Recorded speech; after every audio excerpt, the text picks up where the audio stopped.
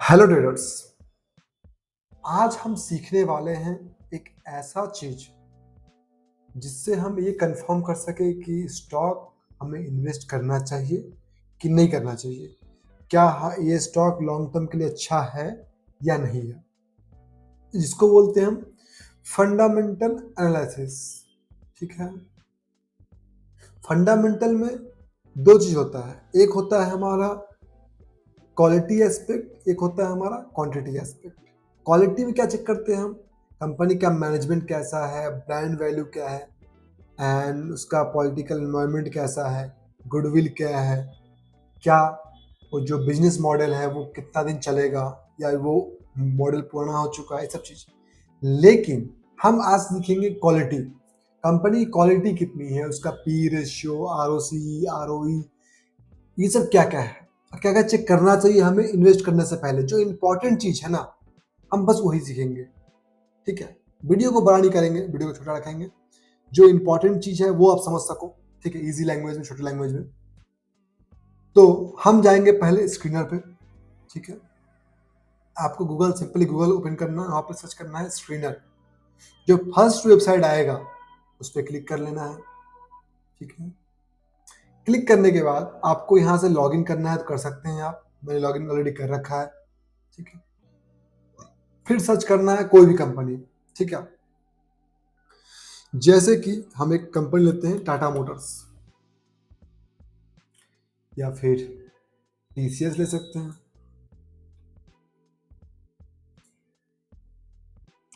अब हमें इस जगह पे देखिए, कोई भी कितना बड़ा भी फंडामेंटल को एनालाइज करने वाला हो, सब हमें मिल जाएगा यहाँ पे स्क्रीनर पे। तो आपको कुछ भी चेक करना है, कंपनी का पूरा डिटेल्स आपको यहाँ पे screener.com में मिल जाएगा, जो कि फ्री ऑफ कॉस्ट है सबके लिए। ठीक है।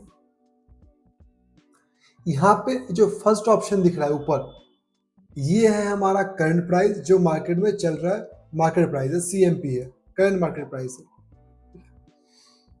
ये हमारा मार्केट कैप है कि इस कंपनी का कैपिटलाइजेशन कितना है स्टॉक मार्केट में। ठीक है। फिर हमारा है स्टॉक पी, आर ओ सी, आर ओ ई, ईपीएस, डिप्टी इक्विटी, सब पढ़ेंगे 1 to 1।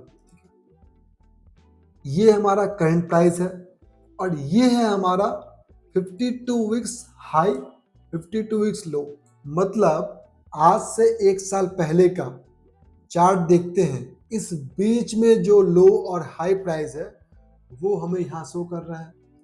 तो यहाँ पे 4592 जो प्राइस था वो अपने 52 वीक्स हाई प्राइस है, और 3432 जो है वो है हमारा 52 वीक्स लो प्राइस। ठीक है। हम आते हैं स्टॉक पी पे। स्टॉक पी क्या है, ये है earning per share, price to earning ratio, EPS, earning per share, and P ratio. मतलब पी रेशियो मतलब का सिंपल लैंग्वेज क्या मतलब होता है कि आप कितना पे करते हो कंपनी के 1 रुपया अर्निंग के लिए। मतलब जैसे यहाँ पे 31 रुपीज है, इसका मतलब ये है कि आप 31 रुपीज पे कर रहे हो कंपनी के 1 रुपया अर्निंग के लिए। ठीक है। यदि यही 20 होता तो मतलब आप 20 रुपए पे कर रहे हो कंपनी के 1 रुपया अर्निंग के लिए। कैसे कैलकुलेट करते हैं इसको, ये हो गया अर्निंग पर शेयर। मतलब यदि कंपनी को आप इतना पे कर रहे हो तो कंपनी पर शेयर इतना अर्न कर पा रही है, पर शेयर इतना अर्न कर पा रही है। तो ये होगा हमारा प्राइस टू अर्निंग रेशियो। कैसे निकालते हैं, अभी इसको थोड़ा मैं नीचे ले आता हूं। प्राइस कितना है स्टॉक का वो देख लेते हैं, 4245। वही हम टाइप करेंगे, 4245 है हमारा CMP, करेंट मार्केट प्राइस। ठीक है। EPS, अर्निंग पर शेयर कितना है, अर्निंग पर शेयर 131 है। One sorry 131। तो हम कंपनी को पे कर रहे हैं 4245, और हम अर्न, कंपनी अर्न कितना कर रही है 131। तो यदि इसको हम डिवाइड करते हैं 131 तो कितना कैलकुलेशन आएगा 32। जो कि यहाँ पे 32 है। यदि आप करंट मार्केट प्राइस को ईपीएस से डिवाइड करते हैं तो वो आ जाएगा हमारा P ratio, price to earning ratio, कि कितना प्राइस है और कितना अर्न कर रही है। पीई रेशियो हमें मिल जाएगा 32 के अप्रॉक्स। कितना प्राइस है, कितना अर्न कर रही है, क्या हो गया वो, price to earning ratio, price to earning ratio. ठीक है, कितना होना चाहिए किसी भी कंपनी का प्राइस टू अर्निंग रेशियो, कितना होना चाहिए? आप जनरली क्या पढ़ते हैं कि 20 रुपीज होना चाहिए, बट ऐसा नहीं है। प्राइस टू अर्निंग रेशियो बदल सकता है, डिपेंड करता है कंपनी का इंडस्ट्री क्या है, क्या कैसे ग्रो कर रही कंपनी। ठीक है, जैसे यहाँ पे 31 है, 32 है, यहाँ पे इंडस्ट्री पे कितना है, 33 है। मतलब अपने टीसीएस जो कंपनी है उसके रिलेटेड कंपनी जितनी भी है, जैसे ये आईटी सॉफ्टवेयर कंपनी है, आईटी इंडस्ट्री से है, तो आईटी इंडस्ट्री में जितनी भी कंपनी है उसका यदि हम एवरेज निकाले पी रेशियो का, वो 33 आ रहा है, जो कि इस पी से टीसीएस के पी के आसपास है। तो इंडस्ट्री पी और ये स्टॉक पी यदि आसपास है तो हम इसको बोलेंगे ये कंपनी अच्छी है इन्वेस्ट करने के लिए। बट यहाँ पे हम रुकेंगे नहीं, हम एक और बार वेरीफाई करेंगे इस पर्टिकुलर कंपनी से, वेरीफाई करेंगे कि यह सही है कि नहीं है। ठीक है, हम नीचे गए, हम वहां चेक करेंगे 5 इयर्स, क्लिक करेंगे पी रेशियो पे, फिर देखेंगे यहाँ पे क्या है, मीडियन पी कितना है, 31 है। इसका मतलब ये है कि ये जो कंपनी है इसका जो पास्ट रिकॉर्ड है और अभी का जो पी रेशियो है वो एवरेज है, तो इसमें हम इन्वेस्ट कर सकते हैं, ये सही प्राइस है। ठीक है, यदि ये 31 है, या तो ये 60 होता या 10 होता, मतलब बिल्कुल अलग होता, तो हम इन्वेस्ट नहीं करते। क्यों नहीं करते? मान लीजिए ये सडनली डबल या ट्रिपल हो चुका है, तो हम ये समझेंगे कंपनी ऑलरेडी बहुत अच्छा परफॉर्म कर दिया है, कंपनी का स्टॉक प्राइस बहुत ज़्यादा ऊपर जा चुका है, हम यहाँ इन्वेस्ट नहीं कर सकते। ठीक है, या फिर तो यहाँ पे अभी 60 है और यहाँ पे 10 था मीडियम पी, तो क्या समझेंगे हम कि कंपनी अभी परफॉर्म ज़्यादा कर चुकी है अपने पास्ट रिकॉर्ड से। यदि ये 10 है और वो 60 हो चुका है, तो इसका मतलब ये है कि अपने एवरेज प्राइस से बहुत ज़्यादा हाई है, अभी इन्वेस्ट नहीं कर सकते हैं। तो इसके आसपास होना चाहिए, 5-10 रुपये आगे पीछे है, कोई दिक्कत नहीं, इन्वेस्ट कर सकते हैं पी रेशियो में। ठीक है, और क्या चेक करना है हमें चेक करना है यहाँ पे book value. Stock P clear है, ईपीएस क्लियर है, earning per share, price to earning ratio. P यदि कोई पूछता है आपसे सिंपल, तो सिंपल लैंग्वेज देखिए बोल सकते हैं कि कंपनी के 1 रुपये अर्निंग के लिए हम कितना रुपये पे कर रहे हैं, वो उसका स्टॉक पी है। जैसे 32 है तो 32 रुपीज हम पे कर रहे हैं कंपनी के 1 रुपये अर्निंग के लिए। चलिए आगे बढ़ते हैं। बुक वैल्यू क्या है? बुक वैल्यू है कंपनी का रियल वैल्यू। कंपनी का रियल वैल्यू होता है बुक वैल्यू। तो बुक वैल्यू कितना है, 281 है, और ये है हमारा मार्केट वैल्यू। ठीक है, तो बुक वैल्यू का समझेंगे अच्छा है कि बुरा है, क्या इन्वेस्ट मुझे करना चाहिए अभी या नहीं करना चाहिए। तो लॉन्ग टर्म इन्वेस्टमेंट में हमें चाहिए हमेशा कम प्राइस पे, हम हमेशा चाहते हैं लोअर प्राइस पे खरीदना हो। तो एक रेशियो यहाँ पे आता है प्राइस टू बुक वैल्यू, मतलब प्राइस जो करंट मार्केट प्राइस है और बुक वैल्यू में कितना गुना का डिफरेंस है। यदि ये 3x होता है तो वहां तक कोई दिक्कत नहीं, हम इन्वेस्ट कर सकते हैं। मतलब price to book value maximum max to max 3x होगा, उससे ज्यादा नहीं होना चाहिए। ठीक है, क्या मतलब है इसका? मतलब ये है कि यदि किसी स्टॉक का बुक वैल्यू 200 रुपये है तो उसका जो करंट मार्केट प्राइस है मैक्स टू मैक्स 600 होगा। 200, 400, 600, 3 गुना। उससे ज़्यादा यदि है तो हम इन्वेस्ट नहीं करेंगे, वो सही टाइम नहीं है इन्वेस्ट करने के लिए लॉन्ग टर्म के लिए। ठीक है, तो ये होगा मैक्स टू मैक्स 3x, तो हम इन्वेस्ट करेंगे, अदरवाइज इन्वेस्ट हम नहीं करेंगे। और क्या चीज है, बुक वैल्यू क्लियर है, बुक वैल्यू होता है उसका कंपनी का रियल वैल्यू। नेक्स्ट हमारा क्या है यहाँ पे, डिविडेंड यील्ड। वो क्या है, उसका मतलब होता है कि कंपनी आपको डिविडेंड कितना परसेंट डिलीवर कर पा रहा है, कितना दे पा रहा है एक साल में। जैसे यहाँ पे 1.3% है, मतलब ये है कि आपका जो स्टॉक प्राइस है उसका 1.3% कंपनी आपको हर साल एज अ डिविडेंड पे कर रही है। तो यहाँ पे कैलकुलेट कैसे करेंगे हम, जैसे 4245 है, इंटू करेंगे हम कितने से, 1.30%। मतलब ये है कि यहाँ पे आपको ईयरली 55 रुपए के आसपास आपको एज अ डिविडेंड मिल जाता है। इसका मतलब हो गया डिविडेंड यील्ड। ठीक है, और क्या चीज है, और चीज है हमारा ROCE, ROE। ROCE फर्क क्या होता है, देखिए ROE पहले समझते हैं। ROE का मतलब होता है रिटर्न ऑन इक्विटी। आपके पास कितना इक्विटी था, आपने कितना रिटर्न निकाला, कितना परसेंट निकाला। जैसे एग्जांपल लेते हैं हम, मान लेते हैं मेरे पास ट्रेडिंग कैपिटल है 1 लाख का। सिंपल, थोड़ा अमाउंट कम रखते ताकि आपको इस समझने में इजी हो। आपने पूरे मंथ ट्रेडिंग किया और अर्न किया यहाँ पे 30,000। तो आपका जो ROE होगा, ROE होगा वो होगा हमारा कितना परसेंट, वो होगा हमारा 30%।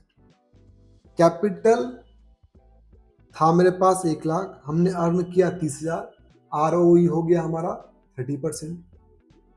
अब ROCE क्या है, देखिए जैसे कैपिटल मेरे पास 1 लाख था, बट मैं हर ट्रेड में 1 लाख लगाऊंगा नहीं, मैं कुछ कम पैसा लगाऊंगा, right.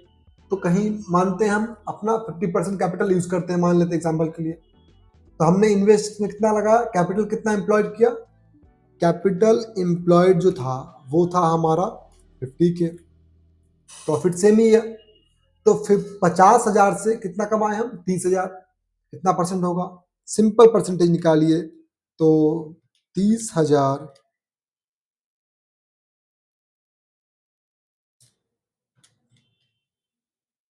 Sorry 30,000 divided by 50,000 into 100, कितना निकला, 60% निकला।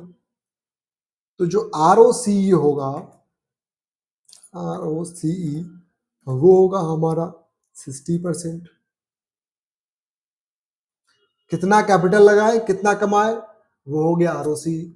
कितना हमारे पास कैपिटल था, उस पर कितना कमा पाए, वो आ जाएगा ROE। क्लियर है, चलिए आगे बढ़ते हैं।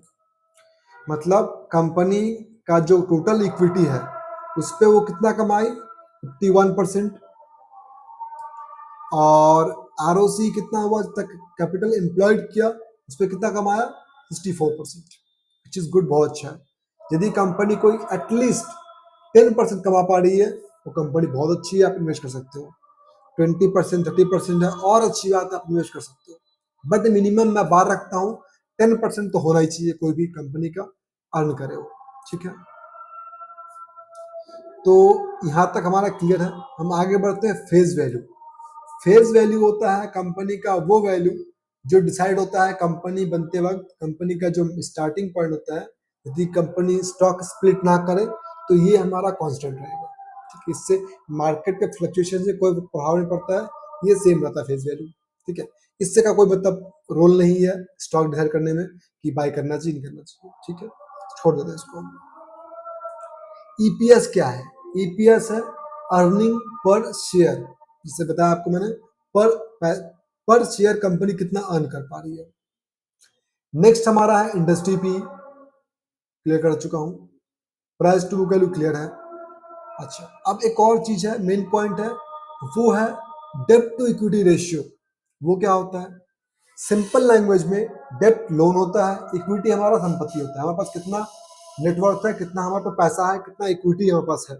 ठीक है, जैसे कि मैंने स्टॉक में इन्वेस्ट कर रखा है, म्यूचुअल में कर रखा है, ईटीएफ में कर रखा है, वो सब हमारा इक्विटी है, पोर्टफोलियो इक्विटी है हमारा।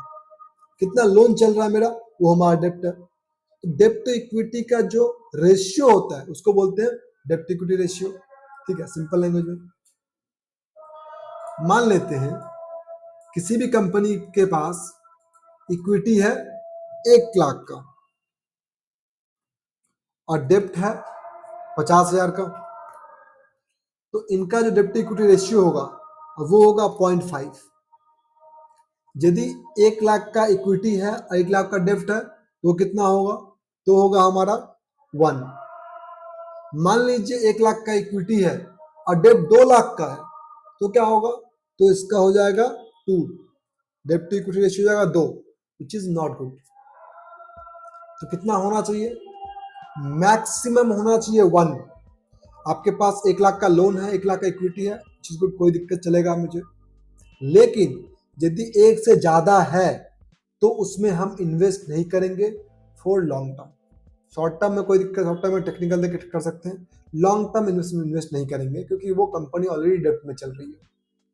लेकिन यहाँ पे एक चीज अलग है, जहां पे बात करेंगे हम फाइनेंशियल चीजें की, जैसे कि HDFC bank, banking sector, financial sector, इसमें हमारा डेप्ट हमेशा हाई रहेगा। क्यों हाई रहेगा, यहाँ पे 6.8 है, इसका मतलब ये है कि इसके पास जितना इक्विटी है उसका 6 गुना ज्यादा इसके पास डेप्ट है। वो कैसे होगा, मान लेते हैं मैंने 2 लाख, 3 लाख, 10 लाख, 20 लाख, जो भी मैंने अपना पैसा दे रखा है HDFC बैंक को, या तो FD में है या डिपॉजिट में है, नॉर्मल सेविंग अकाउंट में, तो वो क्या होगा, वो इनके लिए एक डेप्ट है, उनके लिए लोन की तरह है। आज नहीं तो कल पैसा मैं मांगूंगा, कंपनी के पास से पैसा बाहर जाना है, तो जो भी बाहर जाना बाकी है जाएगा, वो कहीं ना कहीं इनके डेप्ट में आता है। तो यहाँ पे आपको दिख रहा है। तो कभी भी फाइनेंशियल सेक्टर में, आपका बैंकिंग सेक्टर में, हमें डेप्ट इक्विटी रेशियो को इग्नोर करना है, हमें नहीं देखना है। ठीक है, चलिए, तो ये देखना है हमें ऐसा। यहाँ पे आप थोड़ा नीचे आते हैं, कंपनी का कितनी अच्छाइयां हैं कितनी बुराइयां हैं यहां दिख जाएगा। कंपनी के पीयर कंपनीज, मतलब जो सिमिलर कंपनीज है, जिस सेम सेक्टर कंपनी है, वो हमें यहाँ दिख जाएगा। देखिए दिख गया। नीचे जाएंगे दिख जाएगा हमें क्वार्टर रिजल्ट। क्या होना चाहिए, या तो नेट प्रॉफिट कंटिन्यू इंक्रीज हो, जो कि हो रहा है, या फिर एटलीस्ट एवरेज रहे। सडनली अप सडनली डाउन हमें नहीं चाहिए। ठीक है, ये है हमारा ईयरली रिजल्ट, कंटिन्यू इंक्रीज हो रहा है, विच इज गुड, बहुत अच्छा है, इन्वेस्ट कर सकते हो लॉन्ग टर्म, कोई दिक्कत नहीं है। एक और चीज देखते हैं, इंपॉर्टेंट चीज, देखिए सब ज्यादा इंपॉर्टेंट है नहीं, आपका कैश फ्लो कितना है सब माइंड नहीं रखता। ठीक है, बैलेंस शीट देखोगे आप, टोटल लाइबिलिटीज टोटल एसेट्स हमेशा इक्वली कर देता है as per commercial law, commerce का जो बैलेंस शीट मेंटेन का जो फॉर्मूला है उसमें इक्वली हो जाता है, तो कोई ज़्यादा इंपॉर्टेंट नहीं इंक्लूड करते उसको। इंपॉर्टेंट क्या है, और एक चीज पैटर्न हमारा promoter holding and public holding. तो पब्लिक होल्डिंग किसी भी कंपनी में मोर देन 30% नहीं होना चाहिए, तो उसमें हम इन्वेस्ट कर सकते हैं फॉर लॉन्ग टर्म। ठीक है, तो ये हो गया हमारा सिंपल लैंग्वेज में कैसे क्या इन्वेस्ट करते हैं, एंड सिंपल वे में कैसे लॉन्ग टर्म के लिए स्टॉक हम रिकमेंड कर सकते हैं, वेदर इट इज गुड और नॉट, ये अच्छा है कि नहीं है। अच्छा, ऐसा हो कि हमें खुद पता चल जाए कौन सा कंपनी अभी अच्छा परफॉर्म कर रहा है, कौन सा अच्छा नहीं कर रहा है, कौन सा लॉन्ग टर्म में अच्छा है, कौन सा नहीं है, कितना अच्छा होगा। उसके लिए कुछ फीचर है जो हम नेक्स्ट वीडियो में डिस्कस करेंगे। यदि आपको चाहिए तो आप कमेंट कीजिए कि आपको ऐसा एक प्लेटफॉर्म चाहिए, ऐसी जगह चाहिए जहां पे आप फ्री में देख सको कौन सा स्टॉक अभी अच्छा है बाय करने के लिए, लॉन्ग टर्म इन्वेस्टमेंट के लिए। चलिए, और जो भी पढ़े हैं हम उसका आपको पीडीएफ चाहिए तो आप कमेंट कर सकते हो, आपको पीडीएफ मिल जाएगा। आप बस अपना व्हाट्सएप नंबर कमेंट कर दीजिए, आपको पीडीएफ मिल जाएगा। चलिए, आज के लिए इतना ही। Thank you so much. कुछ भी दिक्कत हो आप कमेंट कर सकते हो, रिस्पॉन्स मिल जाएगा आपको।